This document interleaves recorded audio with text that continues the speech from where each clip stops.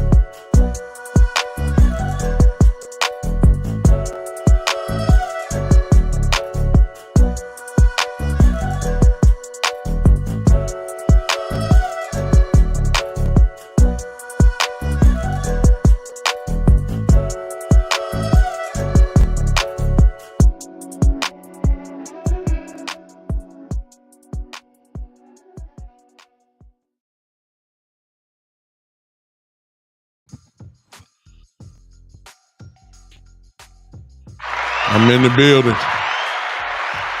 I'm in the building.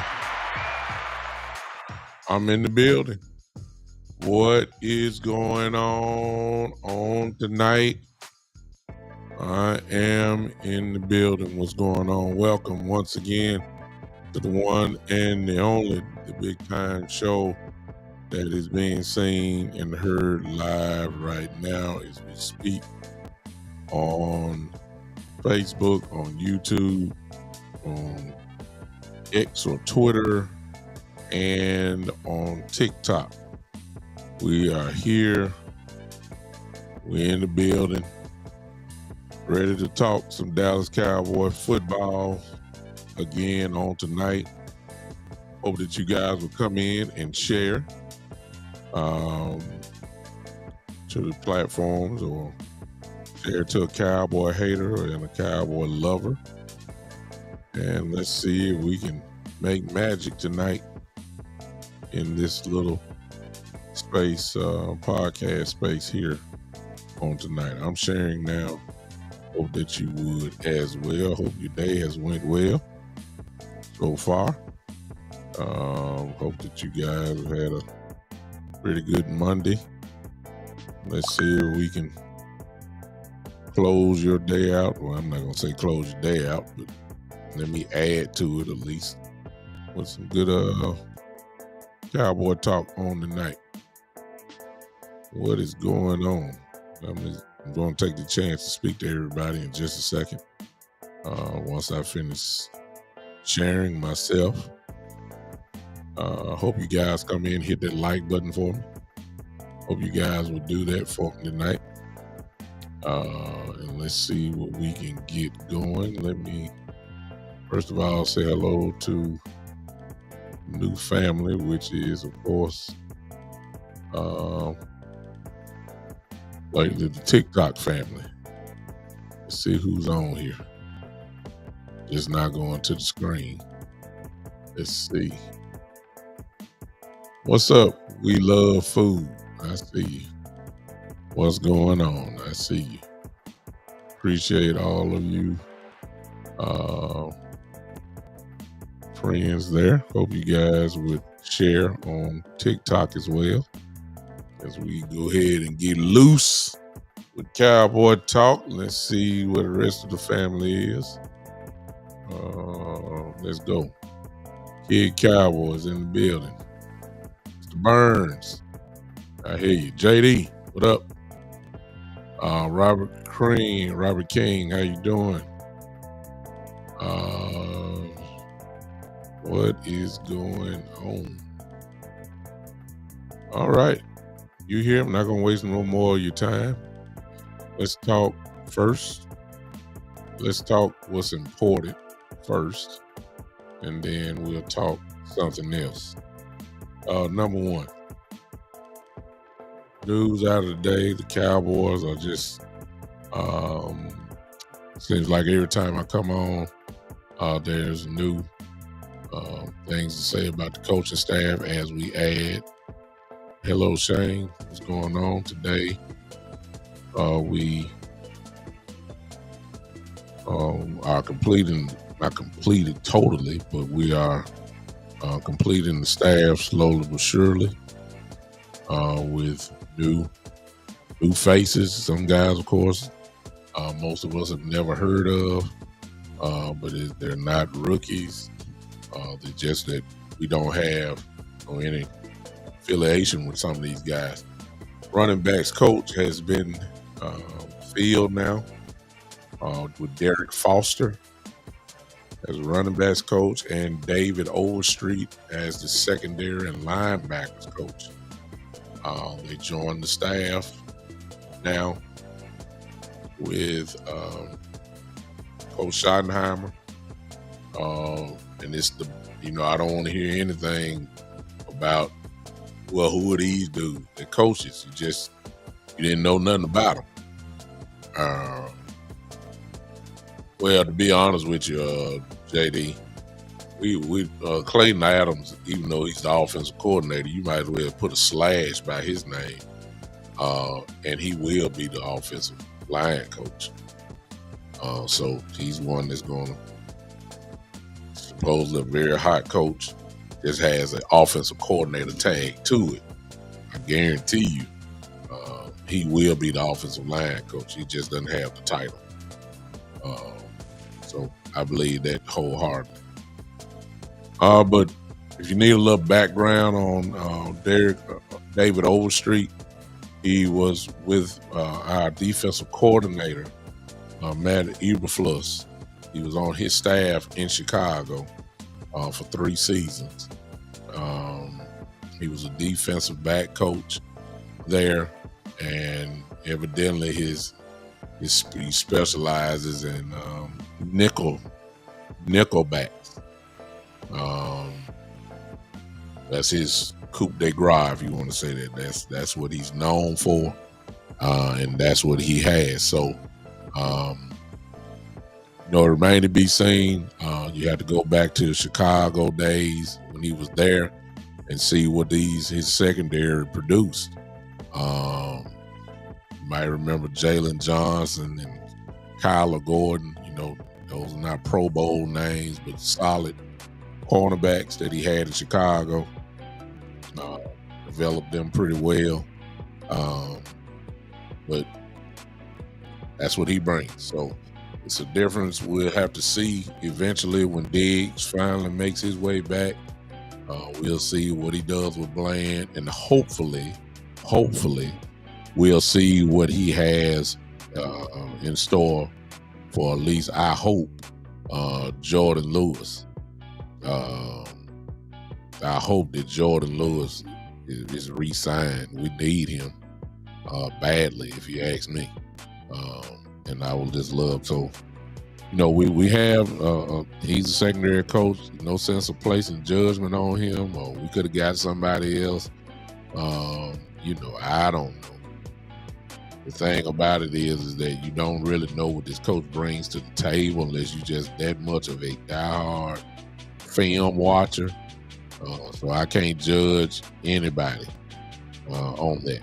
Second thing is our new running backs coach is Derek Foster, and he has a little traction behind his name as far as being a running backs coach. A lot of people thought Tashard Choice was going to get it, former player for us, who's at the University of Texas. However, I believe that his price tag is probably just a little bit too steep for us. I just think that he's a little bit more costly. I think he was getting paid $500,000 to be the running backs coach at New Orleans, if I'm not mistaken. Yes, he was with New Orleans, and to pull him out, if you're gonna get him away you're going to pay a little bit extra money. So I doubt very seriously they were going to pay that amount of money for a running backs coach. I believe that's probably the reason why. I don't think that's the reason that we have. Not that we don't like Tashard Choice. I just think that his price tag is too cheap. I mean, too much for a running backs coach. All right. But his pedigree or his resume says he was the running back, New Orleans Saints running backs coach for last season. And he was running backs coach for the Chargers from 21 to 23. So you had to go back and see who was the running backs, of course, during those times. And then you can make a good judgment. His is going to be kind of easy to remember because Alvin Kamara, of course, was the running backs coach was the running back for the Saints.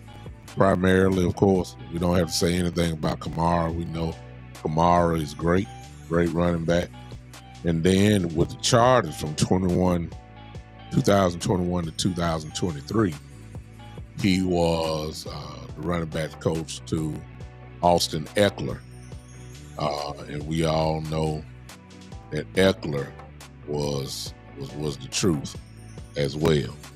So he has some good names on his resume, guys that obviously were very talented and produced as a running back coach. So, you might say, well, those guys are super talented. They're super talented and they were going to do what they have to do anyway. You might can lean on that a little bit, but coaching is coaching. So I don't know what he does or, I don't know. What's this? Let me see. Jimmy Goulash. Have you? So, and there we go. I see we have some silly ones to come in tonight. So be it.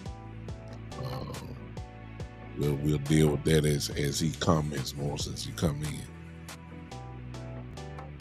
in. Sean is in fairness to the and I see you, Shane. I'm gonna answer your question in a second. In fairness, Sean, you're really not going to know really until the season starts. I mean, you can't. You just don't know. We can't judge them. We got a head coach who's never been a head coach. You can't judge him and say he can do the job or he can't do the job. We don't know. We don't know about Clayton Adams being in the spot that he's in. We do know about Matt, Eberflus, our defensive coordinator. He's had some pretty good defenses over the years. We have a little traction on him, but to be honest with you, when you get past just him, Nick Sorensen, the special teams coach, we know about him. He has a good track record, coaching track record. But as far as everything else, everything is new except the two coaches I just called out now. They're well experienced in their lane, if you want me to say it like that.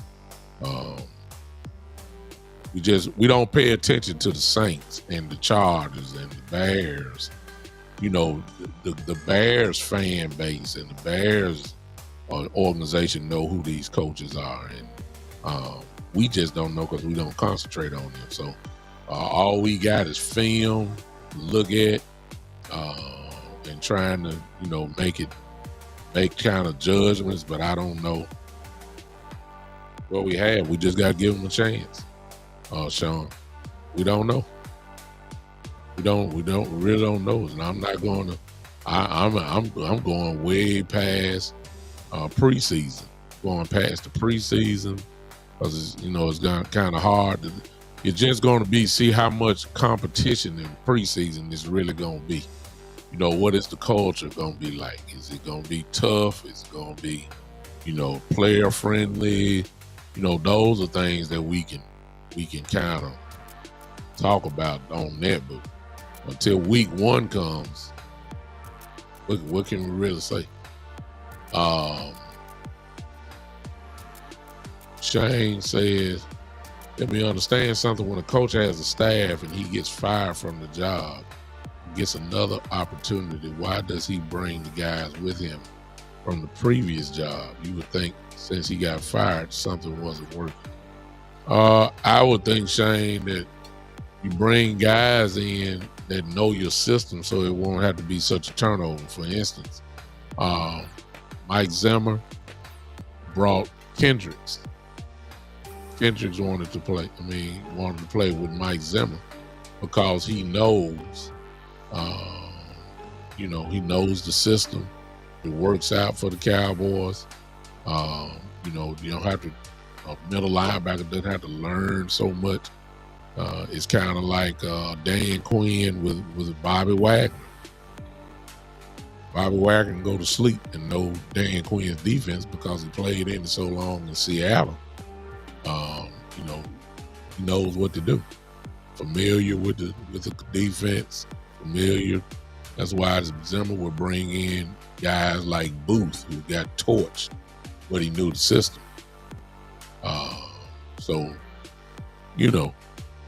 I think that's why they would bring him in.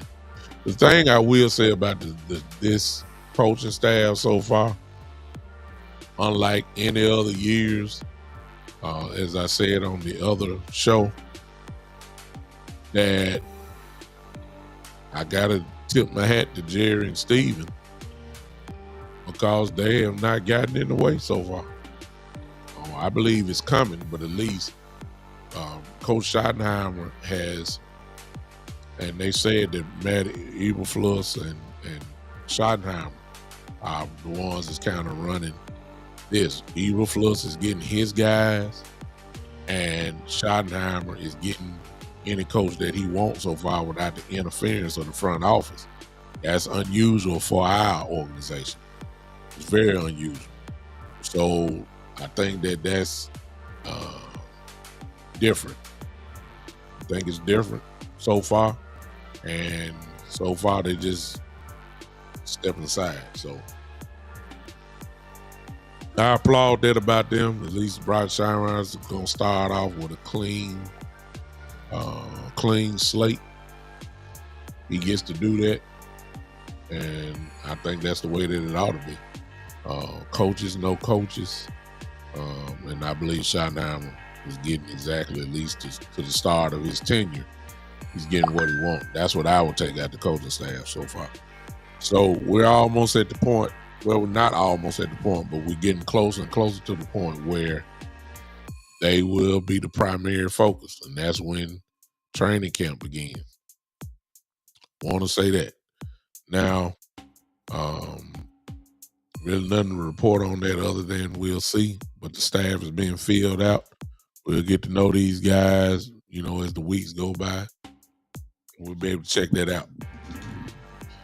Tonight, I want to try to calm y'all down a little bit because we're falling into the same traps every year, which leads to a lot of frustration.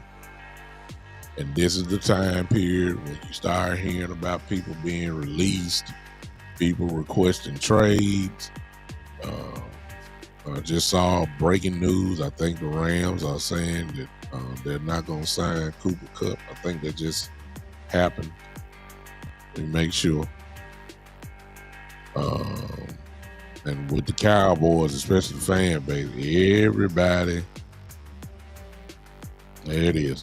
Rams informed Cooper Kupp they will be seeking a trade immediately.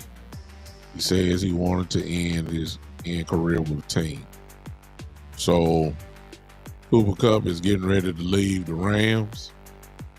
According to what this report says, just happened 10 minutes ago.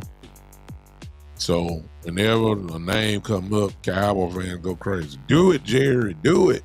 Get it. Get it. Do it. All that type of stuff. And, you end up getting frustrated every year. Number one, the pattern of this team has not changed.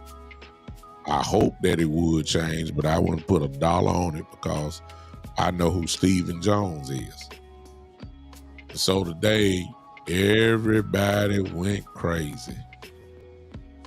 Everybody went crazy because Myles Garrett has requested a trade from the Cleveland Browns, and everybody knows that he's from Texas. Everybody knows about how the state income tax is set up, where there is no state income tax in Texas. And I believe that is a major benefit to a lot of guys. You get to keep your money, so that is a major benefit. However, I'm of the opinion that Stephen Jones will not do impact free agents. He done had too many years of that. We know that. We know he's not going to. He doesn't do it. He only gets free agents for depth purposes. However, in this case of Myles Garrett, the money can be there. The money can be there, but don't mean we're gonna spend it. You can restructure Dak, you can restructure Lamb, you can restructure.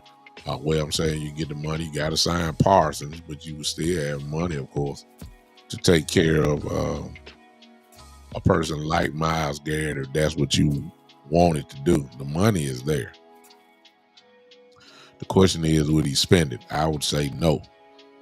So I don't want nobody to get too hype about Myles Garrett. I mean, it's a dream scenario. It'll be raw, of course.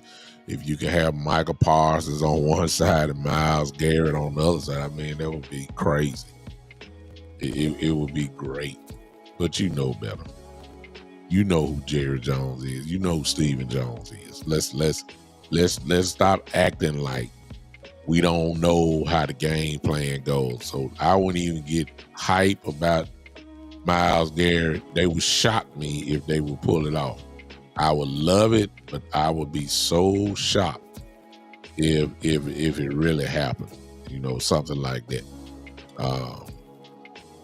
I wouldn't.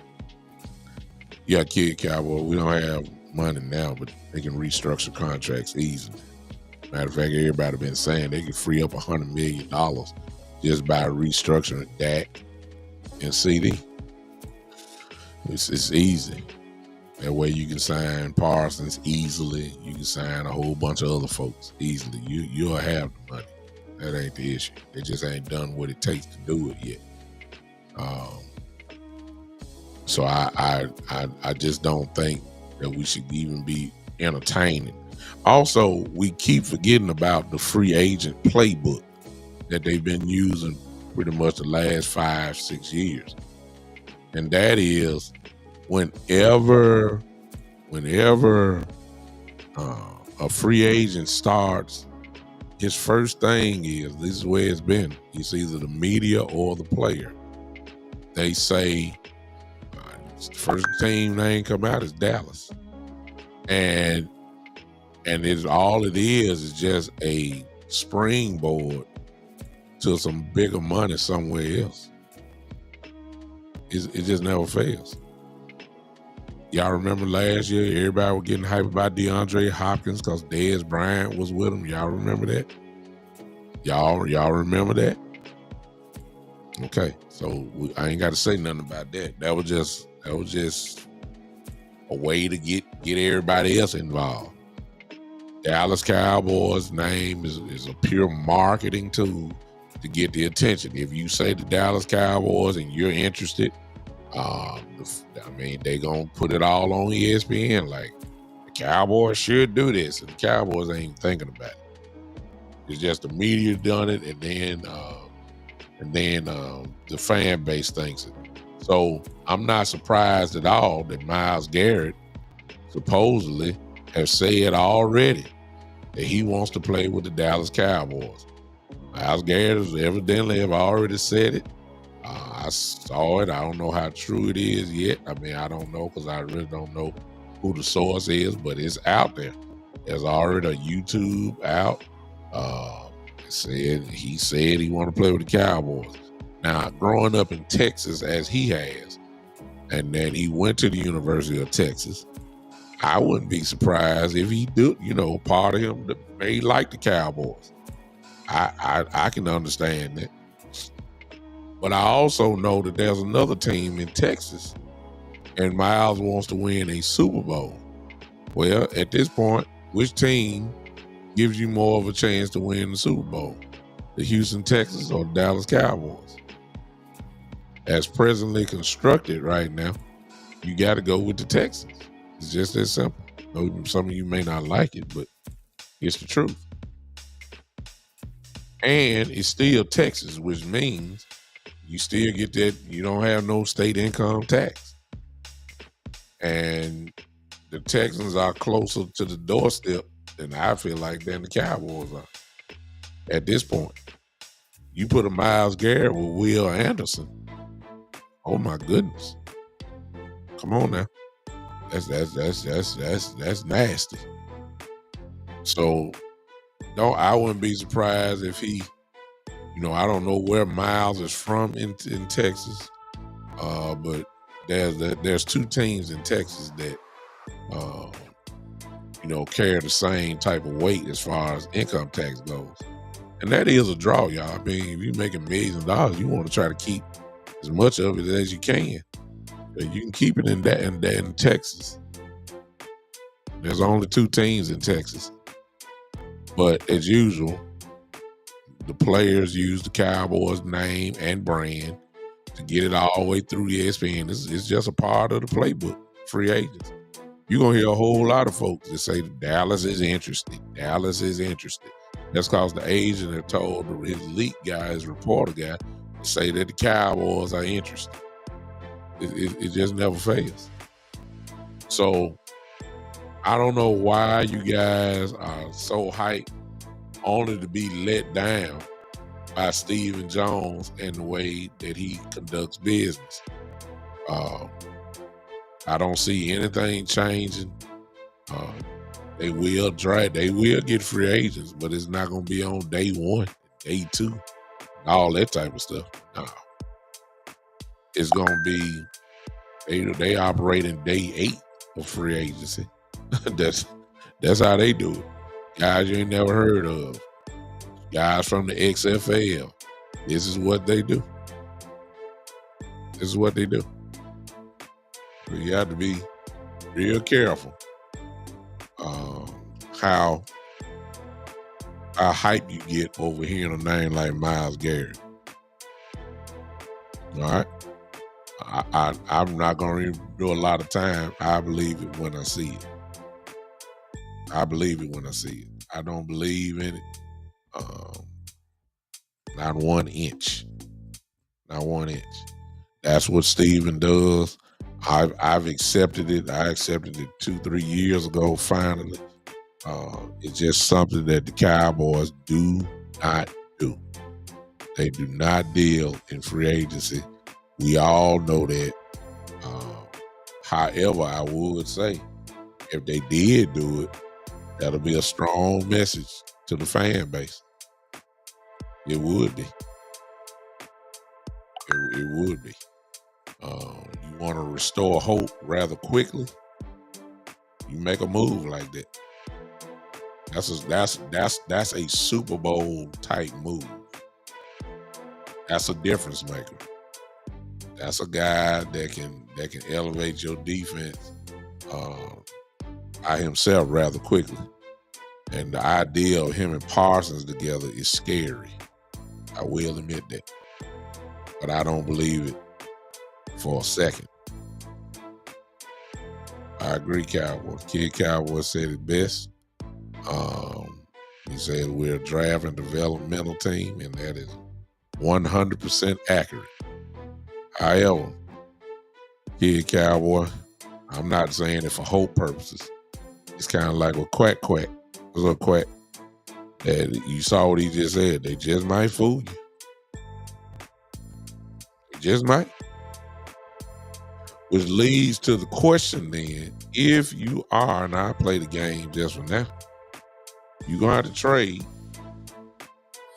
and you're gonna have to give up some of that trade capital that you have either for this year and next year. So let's just play this. Everybody that's here, answer this question.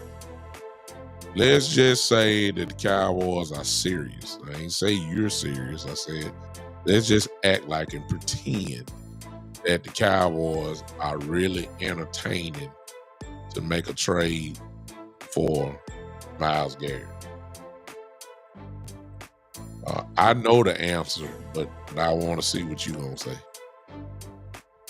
And I guess the question is he worth it? Is he worth trading away your number 12 pick in the first round? Everybody answer that.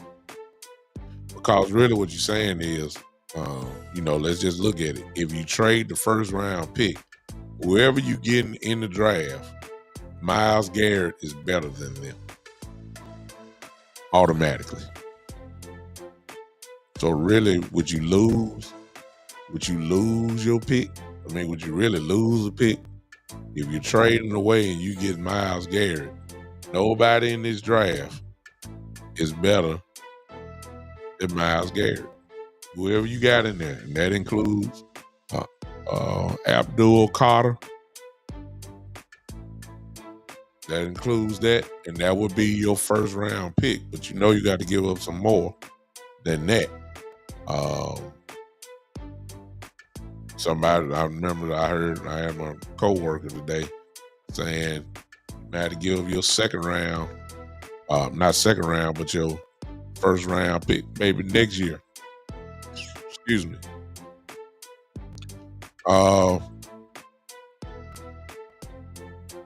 And he was going with saying your first pick next year, and then if you was to get a bunch of stuff out of this year's draft, you had to trade. You got 3 fifth round picks. We got a third rounder. We got, of course, a second round pick. We got a 6th and 7th and all that. He was saying you may have to give up some of that stuff to get them. I personally think you have to give up number 12. And that would give the Cleveland Browns 2 picks in the first round. That would be attractive for the Browns, of course. And I think they would bite on that. You got to give them a little bit more if that's what you had to do. But are you willing to give up your 12th pick? I think most of you would agree that whoever is in the draft, as I said before, they're not better than Myles Garrett. So Myles Garrett would count as your first round pick rather than a rookie. And the question is he worth it? Hey, what's up, Jason? That's the question. I think that's worth, as he should be, quite. We're talking about every year defensive player of the year. We're talking about an all-pro. We're talking about one of those special dominant players. He should be expensive. The question with the Cowboys is, are they willing to pay the price in order to get him? That would immediately bolster your offense. Immediately. You got Myles Garrett, perhaps. You have Michael Parsons. You'll have Sam Williams coming back. Keep in mind, D-Law probably will be gone. That's a great replacement, of course, for D-Law. You'll have, if they keep Lawson, that would be great. It's not going to cost a lot. Make no mistake about it. It would be a benefit if the Cowboys were serious about it. It also would put you right back in the hunt. See, there's nowhere in the world you can't convince me that having Michael Parsons and Myles Garrett on the same team, and I don't believe it's gonna happen at all. I'm just saying, I'm just playing the what if game. That will, come on now. your defense would be much better just by signing him. I believe that. You really could run a two safety high look when you got that because Miles, hey Freight Train, Miles and Michael Parsons would get you pressure just with four. You wouldn't have to blitz as much. You can drop people back. That makes it very tough. You can get pressure. Everybody should know this. You can get pressure with just your front floor, your front four, period. And you can really do some things on defense. So would it benefit the Cowboys? Of course it would. What team would say it won't benefit us to add a Myles Garrett to the team? Come on now. Of course it would.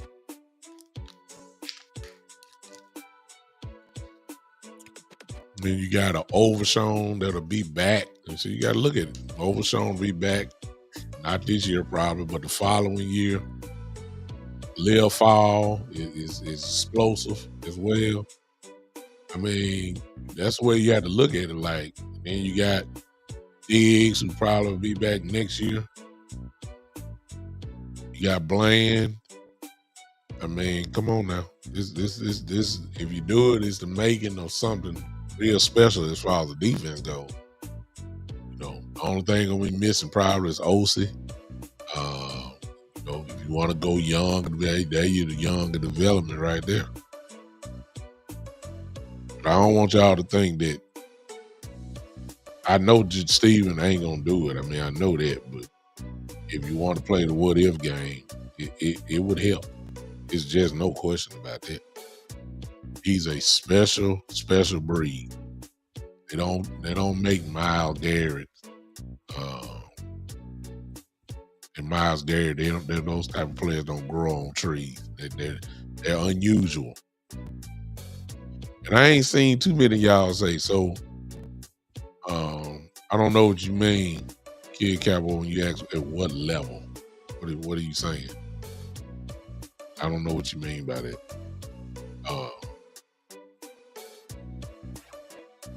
I believe they'll make. I mean, every team ought to make the call. I mean, he's already put out he want to win a Super Bowl. There's no questions about. There's no questions about Myles Garrett, Kid Cowboy. Y'all know what he brings to the table, and he's not old. He's a dominant football player. Dominant. Oh, at DBs. Yeah, I mean, yeah. I don't think that Diggs is gonna play this year. I don't think so. So we got a hole there, and I believe you're gonna have to do. They're gonna have to do what they did that year when we got Gilmore. Somebody who's not at the end, almost at the end, but still could play and still be effective, like Stephon Gilmore was. I think they need to go that route for the other side of Bland. And I think they need to re-sign Jordan Lewis too, badly. So, you're right. There are a lot of questions. I still don't understand what you're saying, Kid Cowboy. Are you talking about a player that's low level? Are you talking about what? I don't know what you're saying.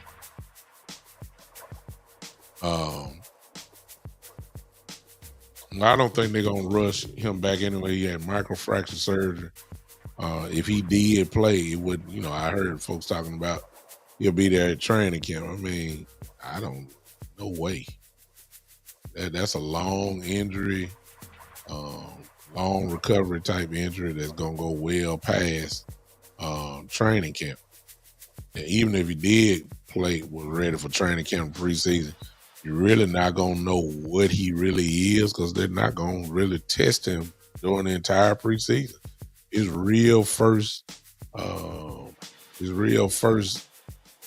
spot would be week 1 if he was able to play. So I don't know. All of them are serious with least with Diggs, kid Cowboy. He had microfracture surgery. Overshawn, Overshawn will not be back. And if he does, they need to keep. They don't even need to let him come out there because you're rushing. You're rushing thing. The kind of surgery that he had. Um, he tore his ACL, his PCL, his MCL. He tore the whole every ligament in the knee up. And you know how it is just for an ACL. That's a whole year. So you got 3 ligaments to get done, to work on. You can't rush him back. So that's why I say he's not gonna play the whole year. That's me. As far as you saying quarterback, well,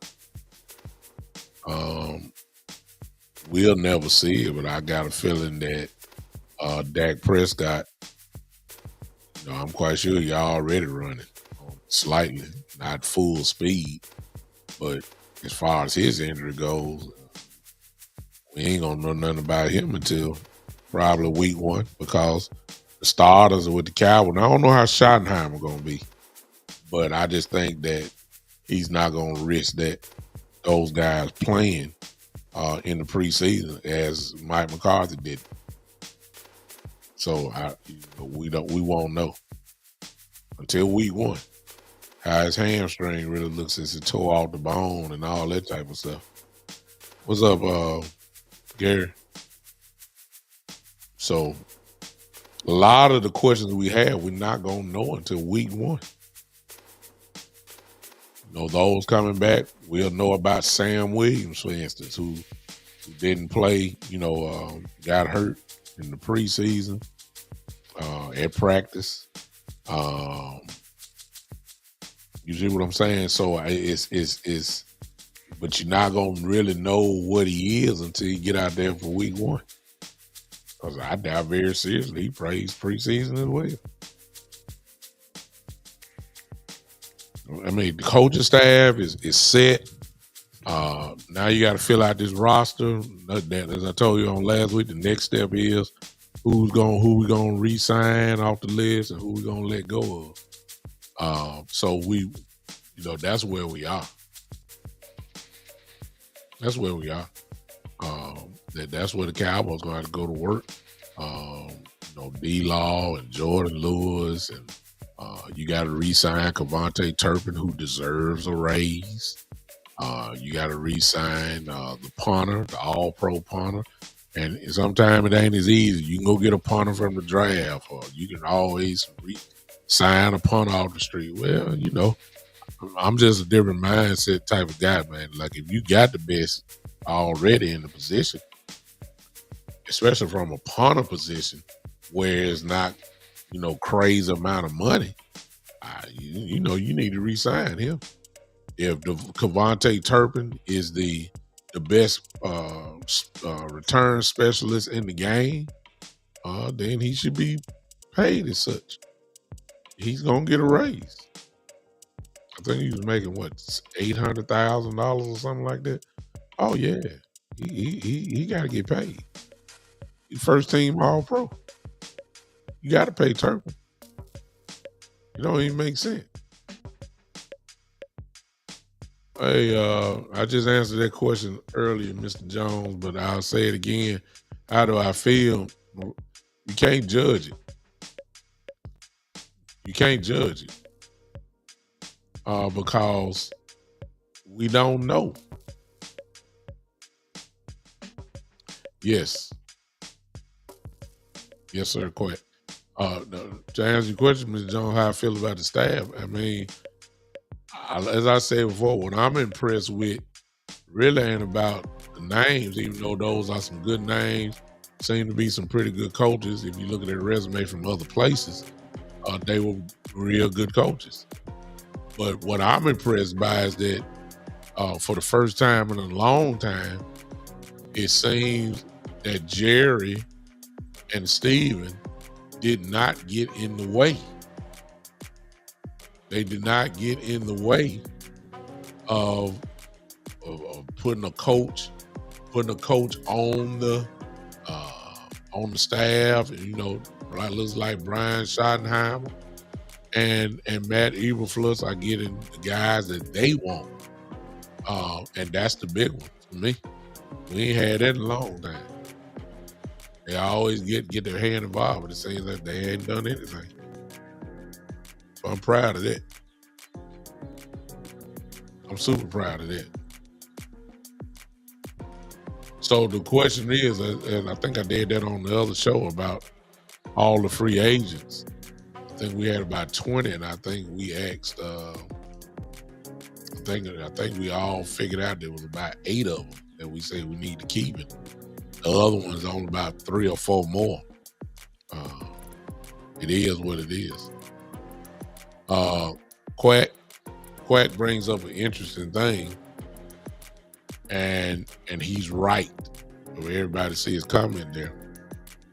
At least from the offensive end, it seems as if that they really are going to make the attempt to really change the culture and I guess you want to say the toughness, if you want to say that. And the strategy will be led by a real running game.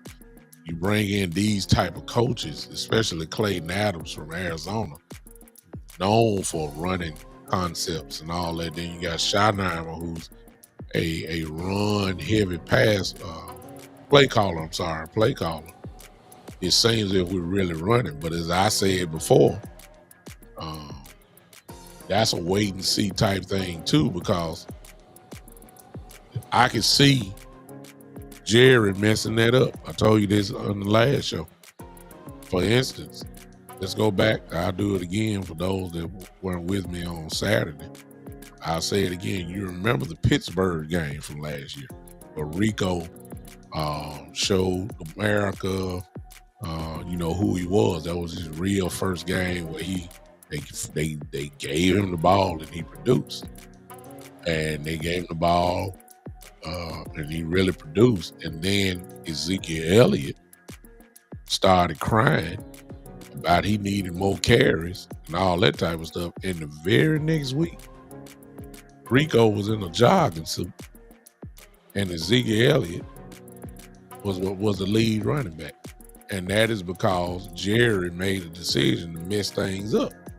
Rico was rolling. Rico could have very easily, y'all, been a 12, 1,300 yard back last season, if they would have gave him the ball. You see what happened once they finally really started giving it to him at the late part of the year. I mean, that could have been done easily. But they wanted to be a pass-happy team. And I can see Jerry, man, listen, I'm telling y'all, I can see the Cowboys being successful in the running game. And then Jerry would call Schottenhimer in his office and simply say, we're doing real good, but we need to really get balanced here. And I got a $60 million quarterback and a $35 million wide receiver. They need the ball. And so we need to push the ball down the field. I can see Jerry doing that. You can be highly successful, just beating people up on the line, running like crazy, lead the league in rushing from a team standpoint. I can see all that happening. And Jerry will come in and say, I'm paying this quarterback $60 million. I can see it, y'all. And it would just ruin everything.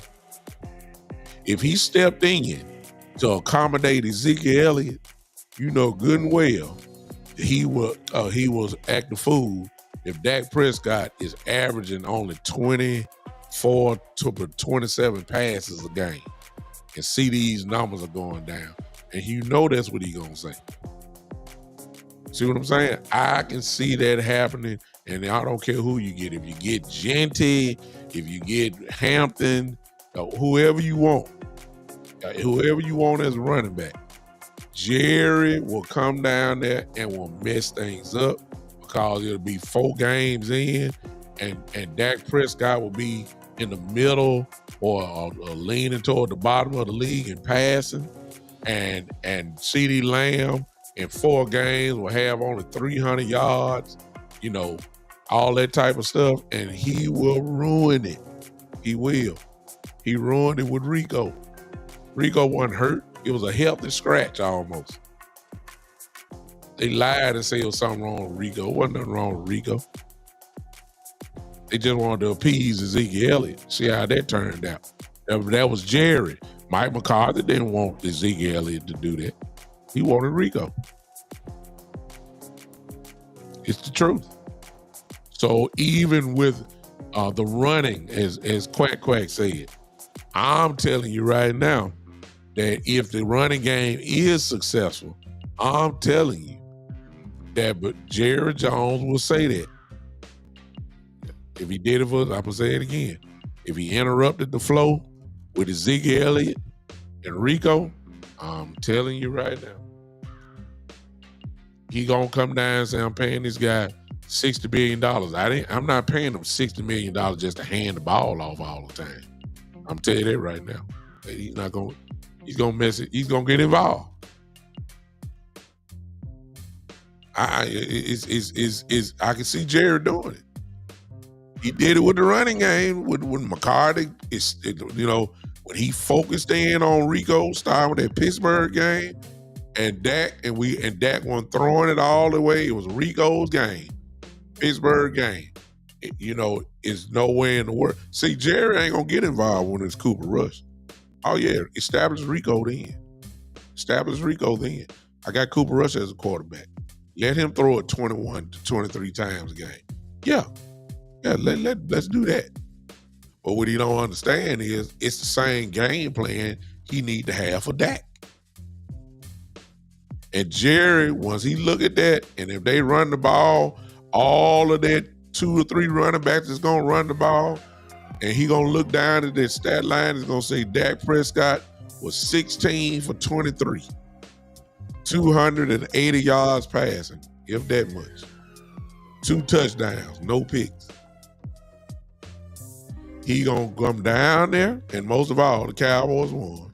He gonna call down there during their weekly meetings, because Jerry has a weekly meeting with his coaches, his head coach. He does that, so that's nothing new. He does that. And he gonna say, I'm paying a guy $60 million. And I don't want to, no. I can, if I needed that, I would have kept Cooper Rush and made him the star. I need the ball to go down the field. I'm paying a guy $35 million. I'm paying a guy $35 million as a wide receiver. I don't want to see him catching the ball 4 times a game for 75 yards. No, I don't want that. I don't want that. I'm guaranteeing it's going. You let Schottenhimer come out here and the offensive line just start beating up folks. Oh man, I can see Jerry ruining that. I can. I believe y'all can see it too. So that's why I say, and let's go and get this out the way. When that happens, ain't no sense of y'all talking about. I wish Schottenhimer had some balls and all that. No. Nope. Ain't no sense of y'all blaming Schottenhimer. He's a first-year coach, and he got a dominating type owner, and he's going to do just like Mike McCarthy did. He's going to do what Jerry says, just like Mike McCarthy did. So let's not exactly kid Cowboy, because that is the truth. The kid Cowboy said right here, it is the truth. It's well proven, no matter who the coach was. They see Dak Prescott as one of them guys, while the fan base is split on who the guy is. They see, which is really all that matters, they see Dak as a top 5 quarterback who they don't mind letting him throw 35 plus times a game. They want it that way. They got a dog at wide receiver. That's one of the best in the game. You can't get them the ball by running it. You got to throw it down the field. I will say this about the draft will give us a clue if they're really serious about really running. If they draft a running back at 12, that ought to tell you something. If they draft an offensive lineman at 12, that ought to tell you something. That's what I'm feeling. Quack says Stephen Jones talking a good talk too. So no, I don't believe nothing that Stephen Jones says, because his actions show different. See, I'm not at the point, man, I'm not listening to nothing they saying, because if they really want change and all that type of stuff, you'll show it. You'll show it. I let my fellow Cowboy fans who's hanging on the words, all these interviews and stuff, I'm not doing it. I'm not. I've been around. I've been seeing Jerry and Steven too long, especially Steven. He can talk all he wants. We'll see what you do with your, he's the ultimate cap champion of the world. He's the greatest cap man in the world. That's what he in competition for. But in order, they still ain't figured out yet that the draft and developmental system does not work. Not in today's game. You want to win a Super Bowl, you got to get players. And I ain't talking about no depth chart players. You got to go in and get some real dogs. Huh? Been around them too long, Quack. Been around watching Cowboys too long. I don't have no hopes of free agents. I don't know why folks getting hype about it. They showed us what they do with free agents. Not hype about that. I'm not hype about them getting on in front of a microphone, yip-yapping and talking, trying to sell hope, and then when it's time to make a move, they don't make the move. I'm not impressed. I just want them for this time, because they're going to get in the way, y'all. You can't, these leopards here did not change their spots. Jerry too old to change anything. He's not going to change. So my thing is, I hope that at least they will let the coaches coach. So far, I give them credit. They're getting out the way, because you can tell by the hires that this is strictly Schottenhimer and Matt Eberflus. You can tell they're the ones, and that's been reported, they're the ones that have been, they're the ones that have been hiring all these folks. You know it's the case, because Jerry don't know these folks who he's been hiring. Jerry don't know them folks. Jerry don't keep up with coaches like that. Jerry just right now in the position said, okay, this who you want? Okay, what does his resume say? And it's Schottenhimer that's selling all of these coaches, and Matt Eberflus, they're selling them to Jerry. And then Jerry said, look, I trust your judgment on it. That's all I think was going on. Jerry don't know these coaches. Jerry don't know these coaches. He don't know. So far, what I'm saying is they're letting them do their thing as of now. We'll see how much influence they have. We'll see how much influence they have when they are in the war room in the draft. They have input on who they want to draft, like McCarthy had, like Jason Garrett did, like McCarthy had. They got some influence. Will McClay is really the one that really recommends who we ought to take here. They ain't watching no film. They ain't not watching they're not doing all that. They're not doing all that.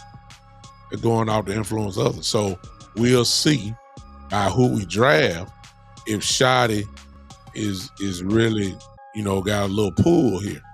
at an early, like everybody figures or everybody thinks that if Genty is there, that's the popular thing everybody want to talk about.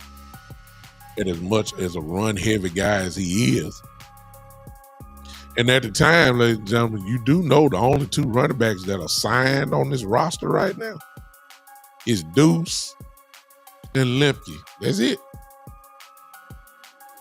That's it. Rico is not signed yet. You figure we gonna make a run at him. Hey, Daryl, I see you. Appreciate you popping in. So you figure. I mean, what are we doing? So if 12 is there, even if you sign Rico, you got to get another running back eventually. Of course, the running back class is loaded this year. You can win either way. But if they pick Genty at 12, knowing how the Jones feel about signing a first-round running back, that's already been established, okay? If Genty is picked there, that's telling me that Schottenhimer will have a lot of pull that we didn't think he had. Because they don't like signing no running backs in the first round. That would tell me that that Schottenhimer is getting exactly what he wants. See what I'm saying? I don't think he'll be there either, but I'm saying, well, that's the popular pick or go back. You know what I'm saying? And then listen, since just in case you didn't know, just a little bit before I came on, not before, but while I was on within the first 5 minutes, most of you got it on your phones. That Cooper Kupp, the Rams have informed him they're going to try to trade him. All right. You also got Myles Garrett, who is an all-world player that you got to start thinking about because he affects the draft now. Myles Garrett affects the draft. He does. Because if you get him, that fills one of the greatest needs, you know, at a level that you didn't think you would have. You don't need a first round pass rusher if you done traded for Myles Garrett. You can go elsewhere. See what I'm saying? So there's a lot of little clues here. And keep in mind, if you go get a Myles Garrett, let's just say in the first top 10, a team go gets Myles Garrett, okay, that's going to knock a player down that was projected to go there. Maybe 1 or 2 or 3 or whatever. See what I'm saying? So listen, I'm going to show you what I'm talking about. If Myles Garrett is traded, let me tell you what I think is going to happen. Cleveland, I believe, is drafting at 4, if I'm not mistaken. Then it's obvious that Abdul Carter is going to the Cleveland Browns as the replacement for Myles Garrett. But the question is, where did they really have him projected? I've seen some say they had him, at Jacksonville. They had him lowered maybe about 6 or something. It's just common sense to me. If Garrett is traded, Cleveland might even move up to make sure. Because you're going to have to get it because Abdul Carter is one of those things. But what I'm saying is, see, it's really get a little crazy because it's going to knock some guys down. See what I'm saying? It's going to knock some guys down. I don't know who's, if you look at the top 5 or top 10, who wouldn't want a Myles Garrett? I mean, come on now. The question is, are you desperate enough to make it happen? That's the question. And so that's why I was saying, guys who you think may not be there at 12, I ain't even counting the other teams that's going to move up in the draft because they don't need a quarterback. A team like New England is just going to be sitting there waiting for, they're going to be taking calls all game. They're going to be taking calls the whole draft part because everybody going to be trying to move up. Let me see. Cam or Shedeur Sanders should be off the board. At least at 2. Those 2 should be. but it's always somebody that want quarterbacks. There's folks that always want quarterbacks, so you gotta start thinking about that. Exactly, Gary. If I agree. See, and that's where the Genty part may come in. That's why I say he won't be on the board. You say the running back for Cleveland is in play in Cleveland. Miles Garrett is not traded. Cleveland is going to want a boatload for him. I'm just saying, man. Y'all got to start thinking about that. Miles Garrett. I mean, let me pull up the draft order, and I can look and tell you. You only get a chance to pick a guy like that. A Miles Garrett. And I can tell you, and y'all, some of y'all can agree with me.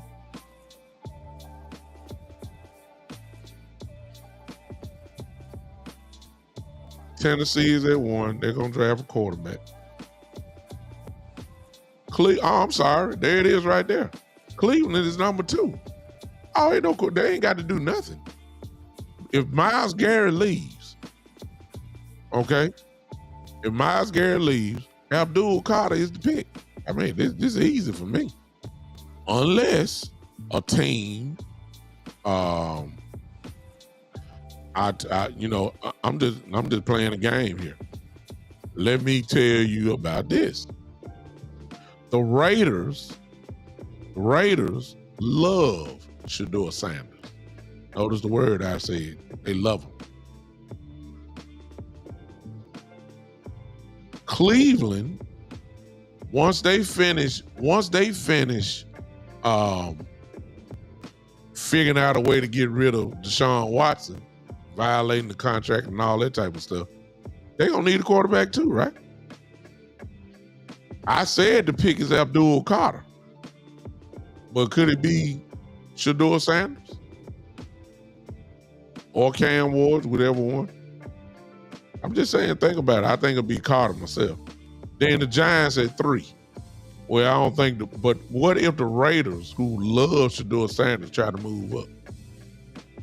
Switch out with Cleveland, get ahead of the Giants, because the Giants will pick Shedeur. They get ahead of them and pick Shedeur at 2. I'm just throwing stuff out. Then at 3, the Giants, who were locked in on the quarterback, they're not going to, like Gary just said, they're not picking Jason Dart at 3 now. I don't think so at all. They're not going to get Jalen Milroy from Alabama at 3. No, at least you don't think. How many years have we seen over the years folks moving up to get quarterbacks who really weren't drafted, projected in the top 10, and before you know it, the first 4 or 5 picks are quarterbacks? I done seen that before. I'm just going down the list. New England is not picking a quarterback. So is that where Travis Hunter coming into play? Who thought that Travis Hunter was going to be at 4? See what I'm saying? Jacksonville at 5. Jacksonville need O-line help. But also you still got the wide receiver out there from Arizona, McMillan. Y'all starting to see what I'm saying? The Raiders are there. Tom Brady is in the house over there. Tom Brady knows what championships look like. I'm just throwing it out. You don't think Tom Brady wouldn't mind having Myles Garrett to go alongside Max Crosby? I'm just thinking. The Jets are at 7. They need O-line help. If you ask me, they're a little bit too old there. Carolina's at 8. Carolina need everything. New Orleans is there. They're not going to get another quarterback. You know that. They still got a car. They need, I ain't no New Orleans Saints fan, so I can't say. Exactly. Gary saying Mason Graham is at Jacksonville. Yeah, I could go with that. Chicago is at 10. They took care of wide receiver last year. Chicago may go Genty. They don't have a dominant running back. I could see Chicago taking Jenny. Here's the rich part. Now this is the part that kills me. See, the 49ers are at 11. And if they get healthy, they'll be right back in the thick of things. I mean, I can't stand the 49ers, but let's just be honest.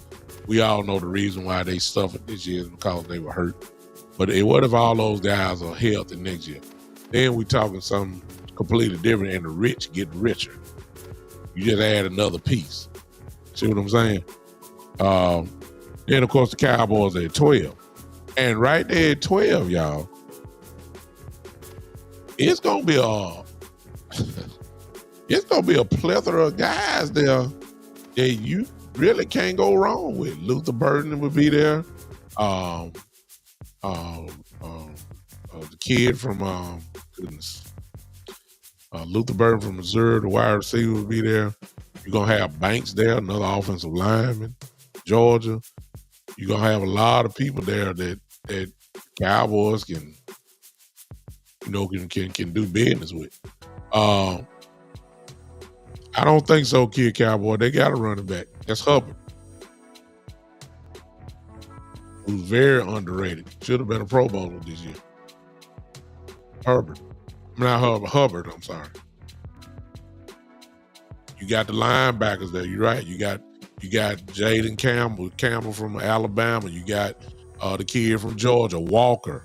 That's gonna be there at 12. See what I'm saying? You got at 12. I'm just saying, when you have somebody like a Myles Garrett there, that really is your first round pick. You ain't worried about no pick out of the first round. If you done traded your first round pick and say, okay, well, what did you do? What did you trade your first round pick for? Myles Garrett. Oh, okay. A pick, an unknown guy and you got an all-world guy. You pick the choice. You're projecting guys to be good. Well, we already know that Myles Garrett, we know who he is, so you're happy with that. You're happy with that.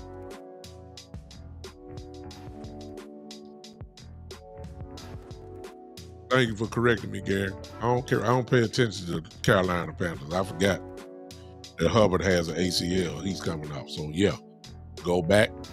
Genty could be right there as well at 8 in Carolina. I'm just saying, when you throw in, Cooper Kupp won't get you a first-round pick back, but Myles Garrett will. So, I'm just saying, for those that may want a wide receiver help, let me tell you something. The only question about Cooper Kupp is can he stay healthy? Last year, he did not stay healthy.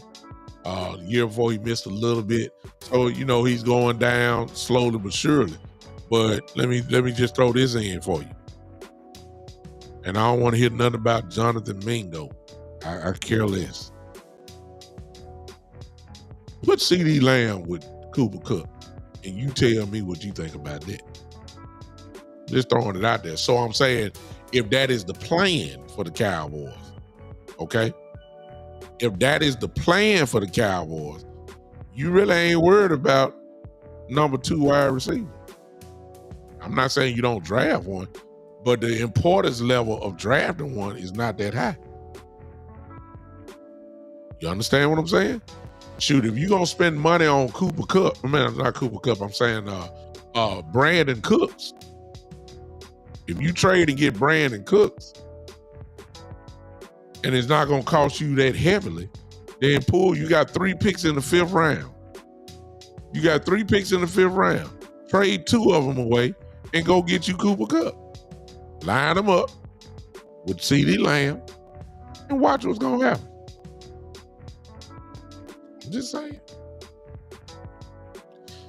I'm just saying, these are the type of things that would change your whole draft strategy. Will that happen? I doubt it very seriously.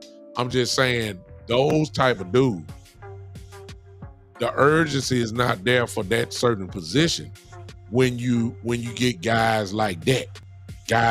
Real dude.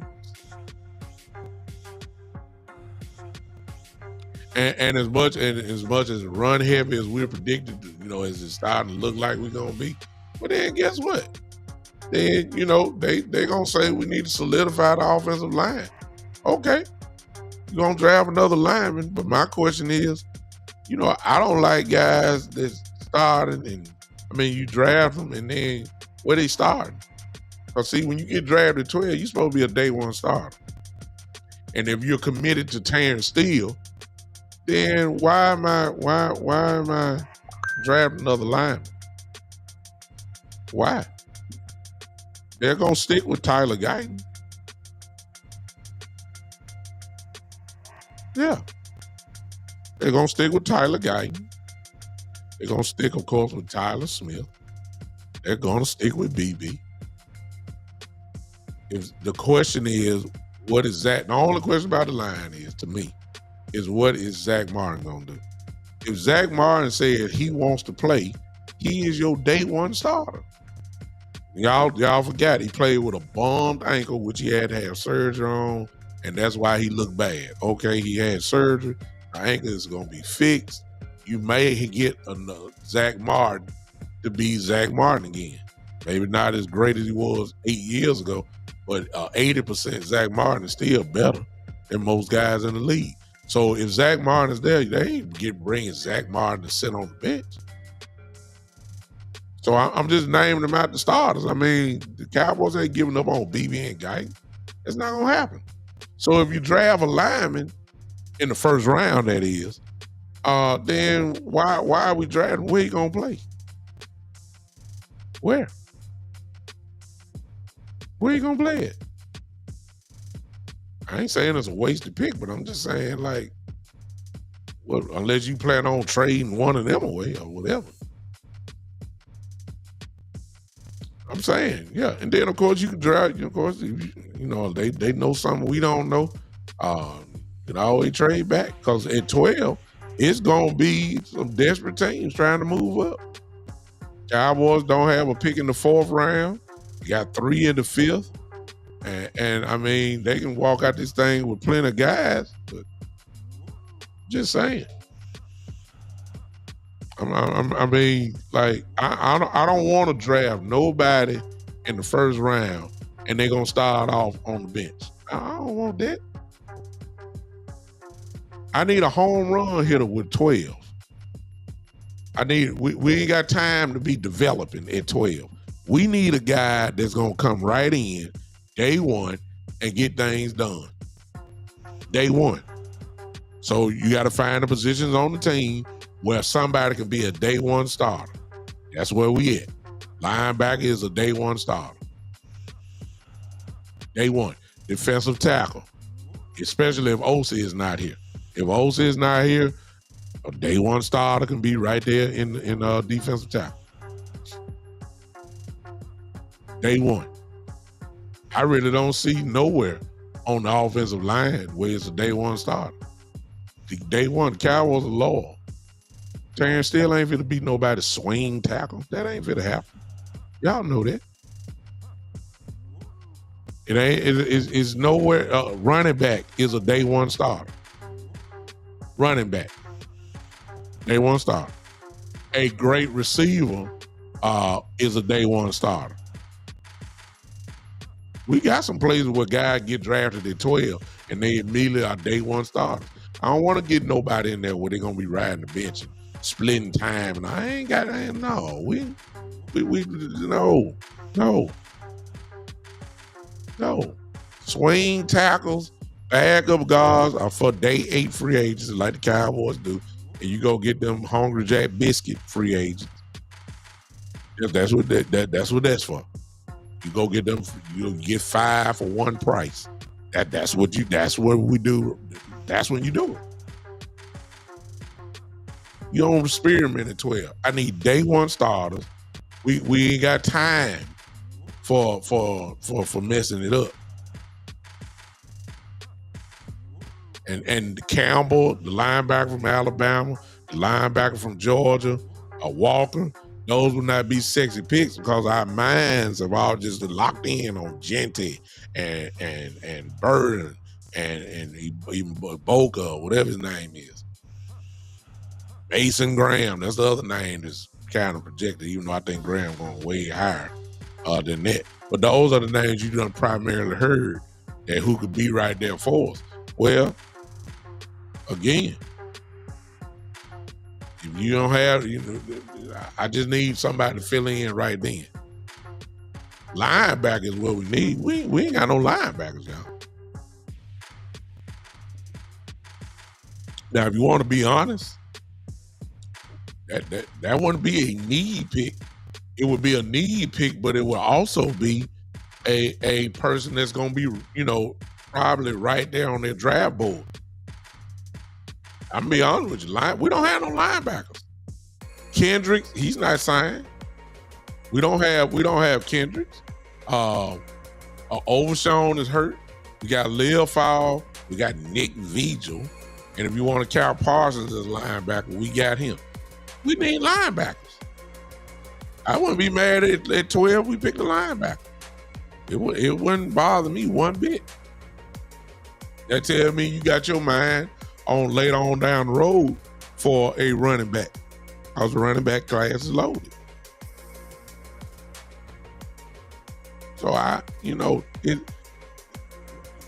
I didn't went all around the world with it, but it really is around the world. I believe Myles Garrett affects the draft. I believe in a sense, maybe not as high as a level as Myles Garrett, but I believe now that Cooper Kupp changes things a little bit as well. Not on the level of Myles Garrett, but I believe he's gonna have something to say too. I believe that changes a little bit of the draft strategy. And that ain't counting some more guys that talking about they're gonna have to get traded. I believe Russell Wilson, in a sense, changes things draft. The only reason why I'm saying that because I believe the Pittsburgh Steelers are gonna make the decision to keep Fields, and Russell Wilson will be a free agent quarterback. So if the Raiders are there, I can see Russell going back with Pete Carroll. So at 9 or 6 or 6, they ain't drafting no quarterback. See, some guys are going to answer their problems with free agency, for real. Cowboys just don't do that. But some guys are going to do that. There's another name that I've been hearing about lately, Garrett Wilson, the wide receiver from the Jets, is going to be out there. He can flat out play. We all know that. What if a team is offering that and say, hey, he's on the trading block? Put and just for future references, put Garrett Wilson and CD Lamb together. And how would you feel about that? See what I'm saying? See, the Cowboys can speed up this process rather quickly by getting a dude, one or two dudes, and here we go. And match it up to the guys that you already have in spots. It will be great. I'm just saying, these guys' names are coming up that they're going to trade them. I didn't hear about that, Gary, and I don't pay attention to 49ers, but there you go. Gary says Deebo Samuel. Baby deal too. Okay, imagine. CD Lamb, Deebo Samuel. You got to trade to get them. You can trade some of these picks away. That's not going to require you to trade a first rounder, a second rounder, or you maybe not even a third rounder. They trying to get rid of these guys. Cowboys got 3 picks in the 5th round. You match that up with that and maybe something next year. You can get Deebo. Imagine that. And the Cowboys should be entertaining this thing. They may not do it, but somebody in that office ought to be saying, wow. Hey. Ain't no better, there's no better number 2 wide receiver better than Deebo Samuel right now. There's no number 2 receiver better than Garrett Wilson right now. I'm just saying. If you serious talking about winning, these are stuff that need to be entertained. But of course, we talking about the Cowboys, and they just love their draft picks. They love the draft. They love the draft. And some of these guys ain't gonna cost much. I'm just saying, man. Some of these free agents that's not free agents, some of these guys that are names that are coming up for maybe to be traded, these guys, man, are gonna change for some teams their draft strategy. Because they're gonna go after some of these guys, and what was a need is not a need anymore that you thought at the beginning you were gonna have to address it through the draft. You need a wide receiver, you get a Deebo Samuel, you get a Cooper Kupp, your urgency isn't really not there no more. Or Garrett Wilson, you ain't in all that. Look at that. Y'all keep throwing the names up. Javon Kinlaw, better than anything in the draft right now.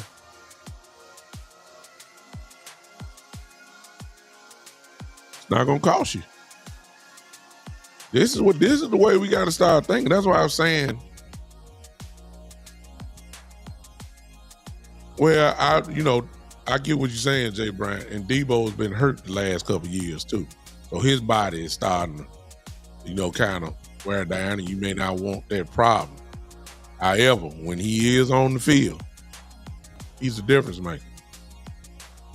See, getting guys like that will help Dak out. Cause see, if you get a Debo, you may not be so quick to double lamb. Cause then what you're saying is, okay, we'll let Debo kill our number 2 cornerback. And you would say, okay, we're gonna see how long you're gonna stay with that. I'm just saying, y'all, we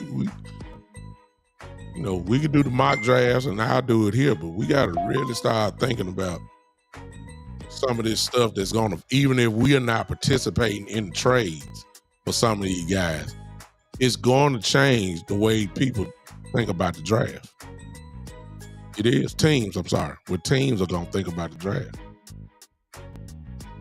It is. Myles Garrett to shake up the whole draft. If it's one player that's going to shake up the whole draft, it's going to be Myles Garrett. Whatever team that is going to get him, your draft strategy just changed. Seriously.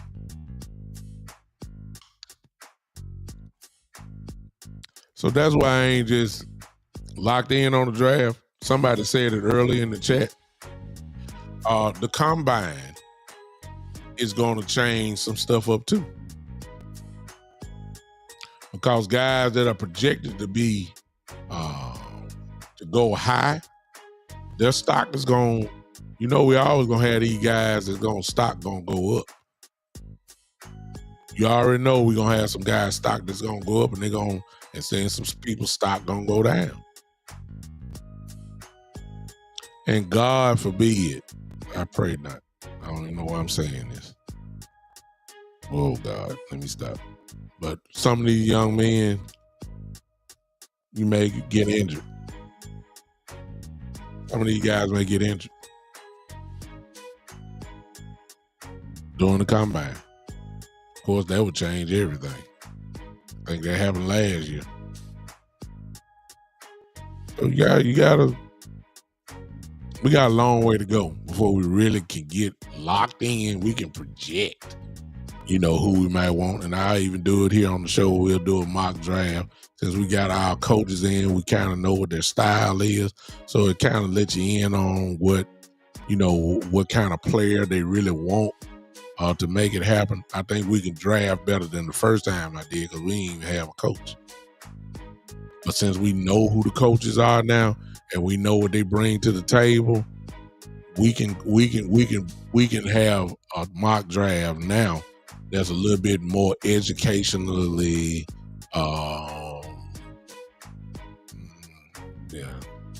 It's more educationally based off of the coaches that we have.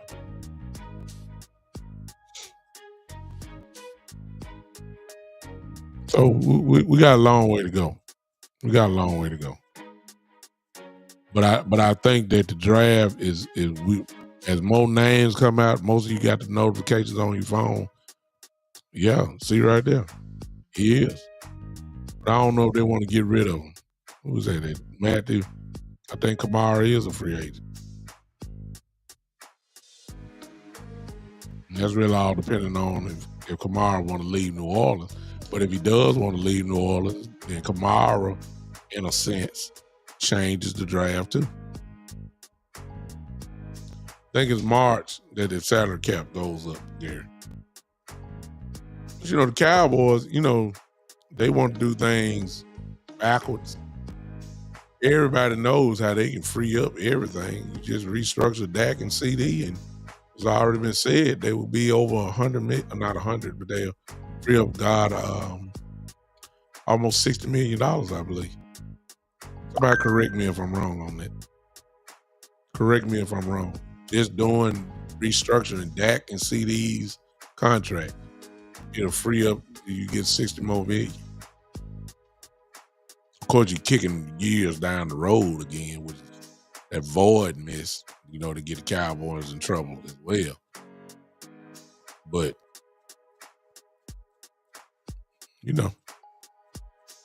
so you got the cap increase coming up, and then you can restructure, and they're going to need that money to re-sign their guys.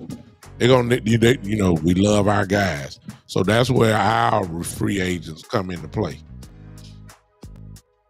You know what I'm saying? From our team.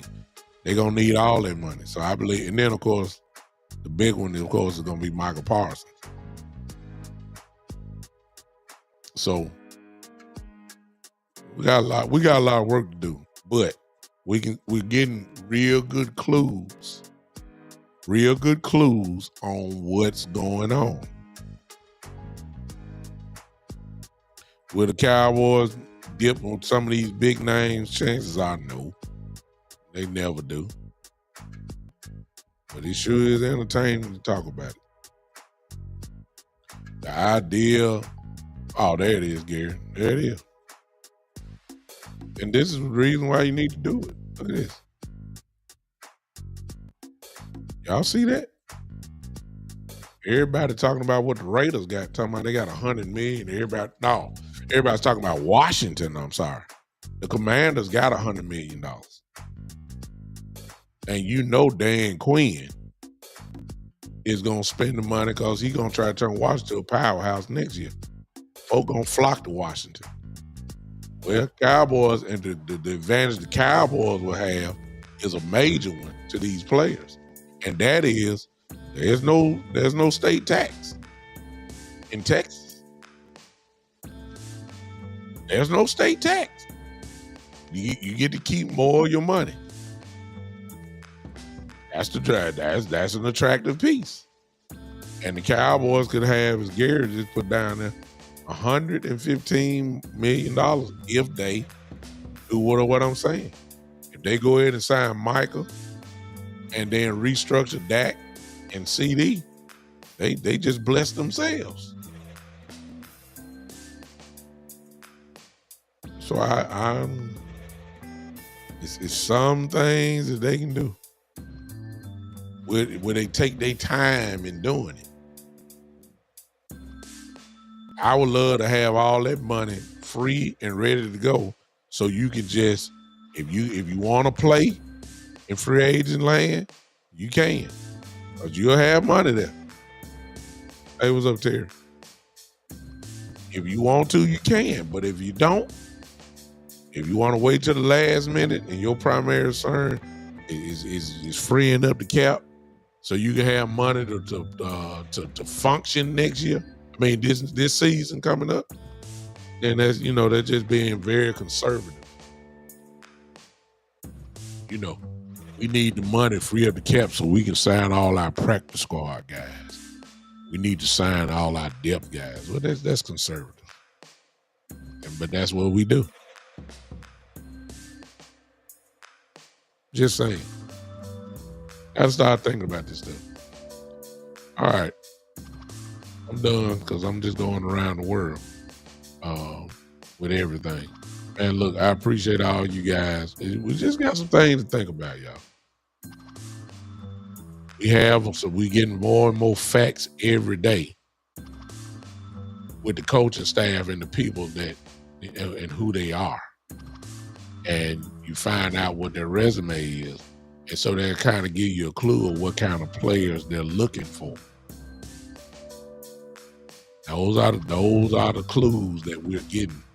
And they're very valuable clues. So you can start really, some guys who maybe you be calling out, you can go and put their X past their name because the coaching staff is kind of showing you what they're built like.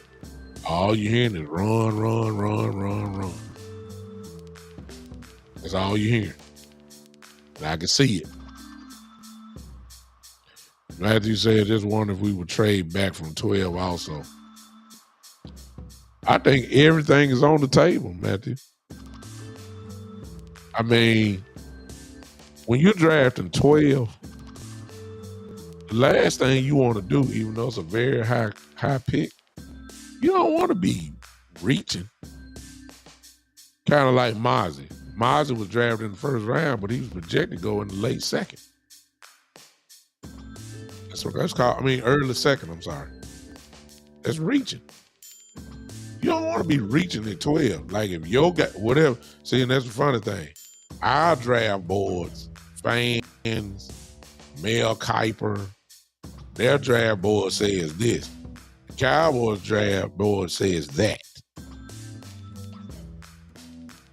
See, just because you say Travis Hunter is the number one player on the board, but that don't mean every NFL team is unanimous with that.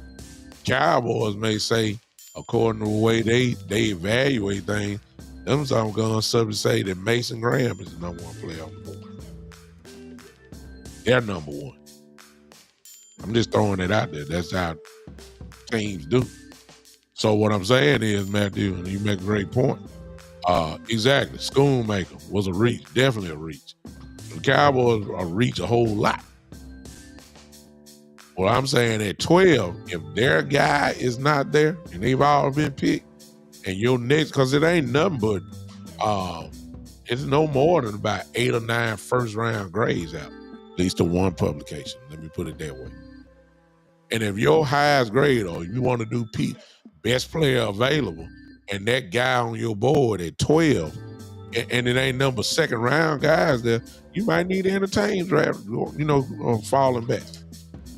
Since you got a whole bunch of second round grades, you got a whole bunch of third round grades, you don't need to reach. Not at 12 now.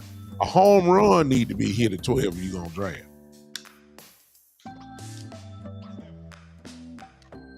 And if you're going to fall back in the draft, then a home run trade need to be done. Because that's a high pick. So you need to fleece in the organization. You need to really light them up for trying to move up. And if they're going to bite, you need to make them pay. 12, it need to be a home run of some sort. You ain't got no time to get the Mozzie Smiths of the world at 12. No. 12, since they don't want to do it in free agency, 12 need to be an immediate impact guy. Immediate. Day one starter. Anything else, as the old commercial would say, is uncivilized. At 12, don't tell me you're gonna give me a guy who's a split time guy. I don't want if he didn't start in college, but he got a lot of playing time. That's not your guy.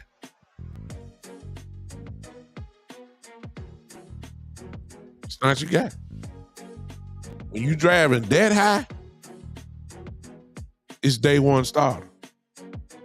If you driving it usually 20 or 21, 22, then I say, okay, now we get into guys that's coming off the bench who's going to get some time.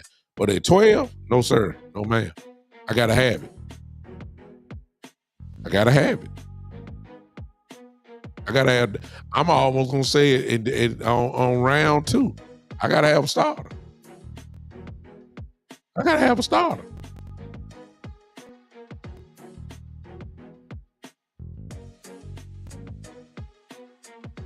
If you're a Michigan fan, Mason Graham is different. I know everybody get hung up on Michigan and all that. There's some guys that are beyond that little stuff there. Mason Graham is a different dog, man. I agree with Gary. Being that Michigan is my favorite college football team, I know what Mason Graham is about. I'm surprised he ain't going higher. I can see Mason Graham going 4th or 5th. That's how good he is.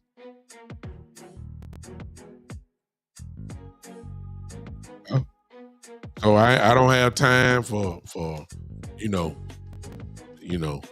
deal or no deal a pick at 12. I ain't got time for that. At 12, you're right. Daryl, at 12, it ain't no project.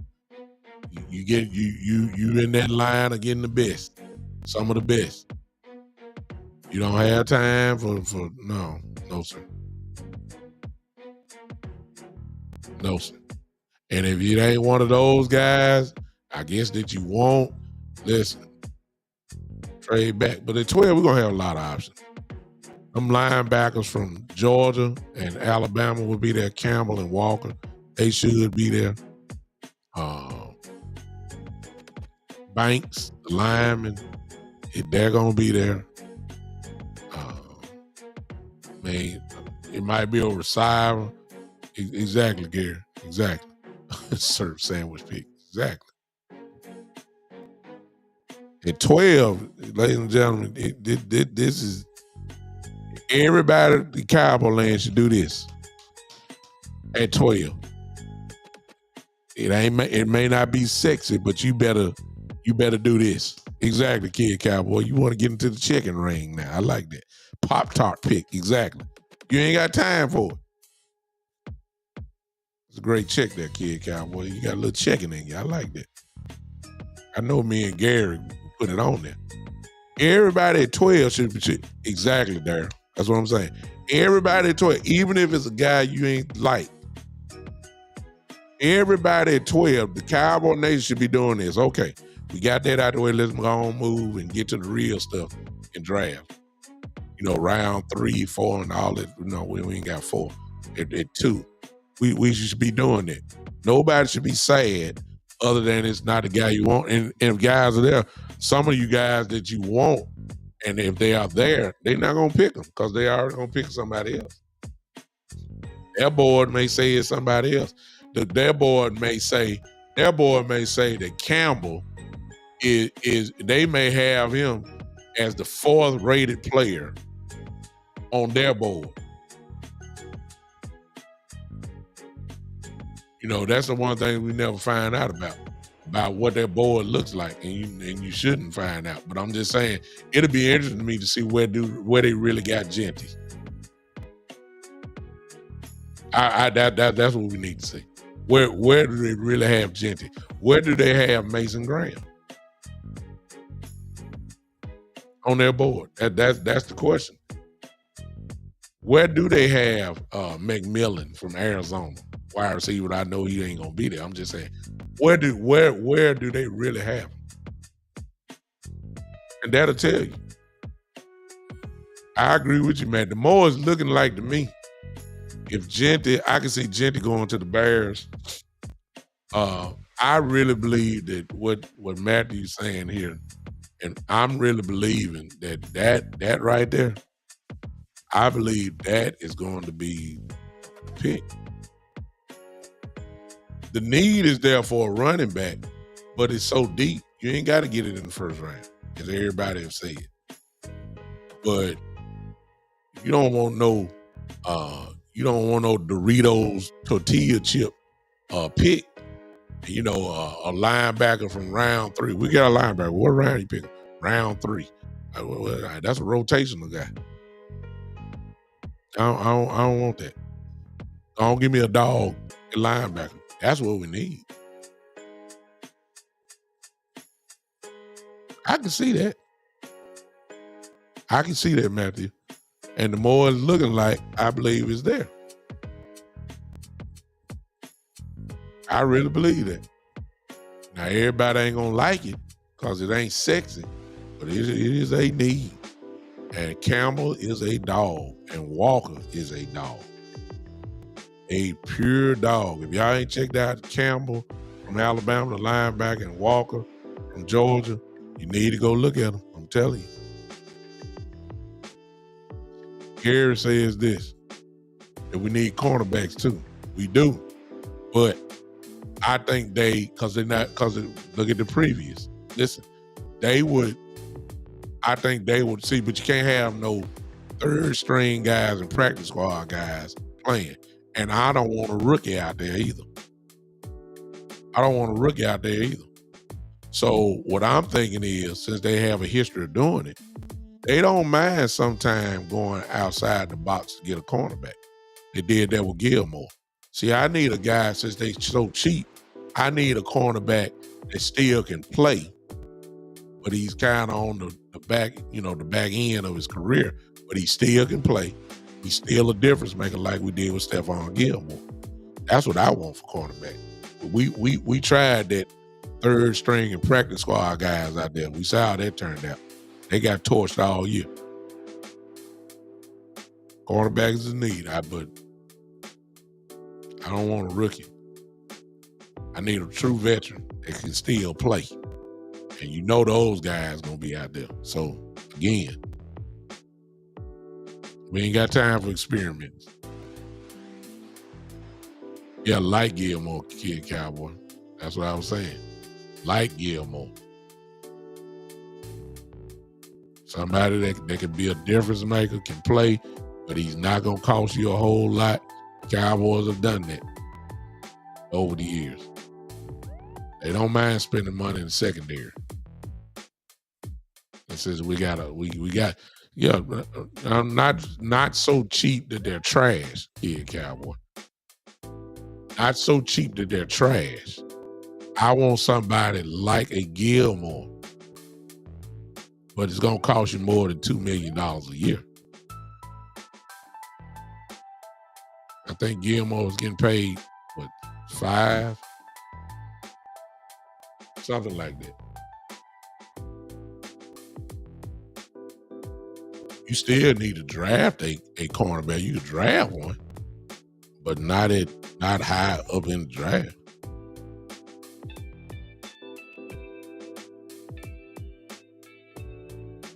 Y'all understand? I'm some positions you need free agent help on. Cornerback is one. You don't need a rookie out there or a practice squad guy out there with an opposing quarterback. They already going to formulate their game plan on going after the rookie or janky cornerback that can't really play, like Booth and all that type of stuff. No. I don't want no rookie either. Starting. I don't want a rookie starting at all.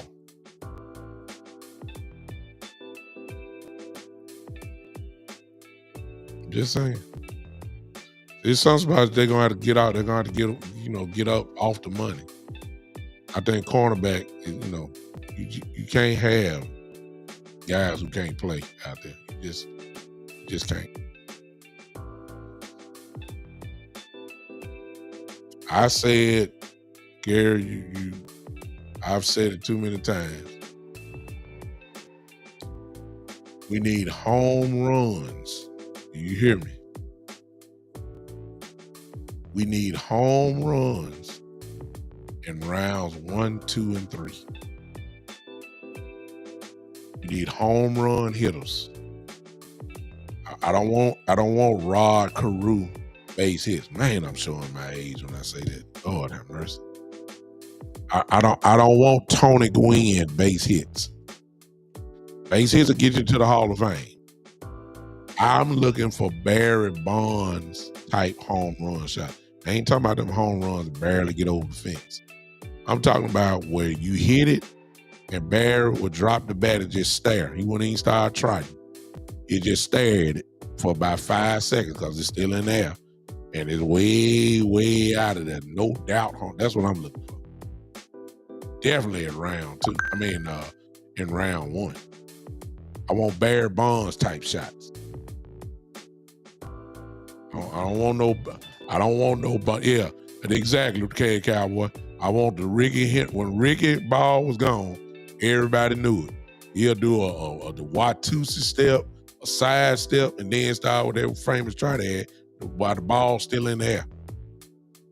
Exactly, Gary Preston stop. I love it. Yeah, exactly. You see what I'm saying? That's what got to happen in round 1, 2, 3.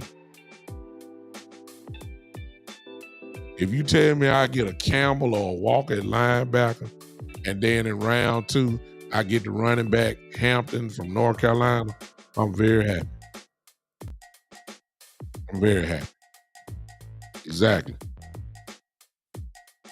That's what I'm talking about in round. Because remember, we don't have a 4th round pick. As of now, we don't. We don't have a 4th round pick, but we got 3 in the 5th. That's a lot of players going off the board between the 4th round and then we finally get to the 5th pick. We're going to clown in the 5th round if we keep all 3. The Cowboys will be at their best then. But round 1, 2, and 3, man, I want immediate impact. Immediate. Home run, good night. Upper deck. Caleb Johnson is a good running back. Love him too.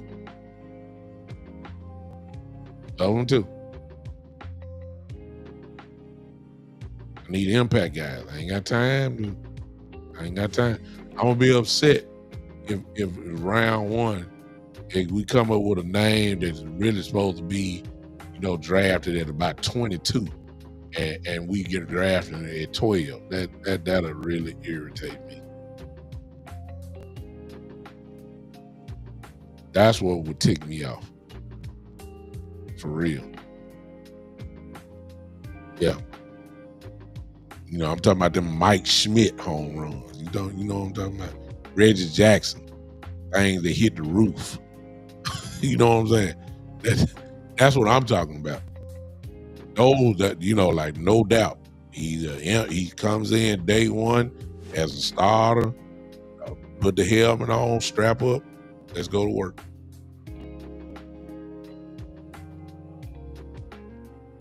That's what I'm looking for. I ain't got time for waste. I know I'm being repetitive, but I'm serious, man. We ain't got time for that. All right, I'm done. All right, y'all have a good night, man. I'll see you guys. Well, I'm scheduled for Saturday, but I'm going to come on again earlier than that. Pay attention, turn on those notifications when I come on. I might do the ride. For those that haven't been with me, sometimes I do the ride where I drive to work and do a little content. Of course, that's early in the morning. Some of you guys, of course, probably won't join me then, but the ride usually have a nice little crowd there while I'm driving to work because everybody's kind of headed in to work, listen to it and all that. And I appreciate all of you that comes along with me for the ride sometimes in the morning. There's always plenty to talk about it. So just turn on those notifications wherever you're watching me from, and we will come hang out again with me. Oh my goodness, I had 704 people on TikTok. Good Lord. Oh, there's 704 likes. 704 people kind of popped in and hit it. Good God. Jesus. TikTok is crazy, y'all. I'm still trying to figure it out. I don't know how so crazy it is. No, I'm sorry. I had 100. I read it wrong. 704 likes. I had 149 viewers, though, on TikTok, and I'm just really just opening up this page.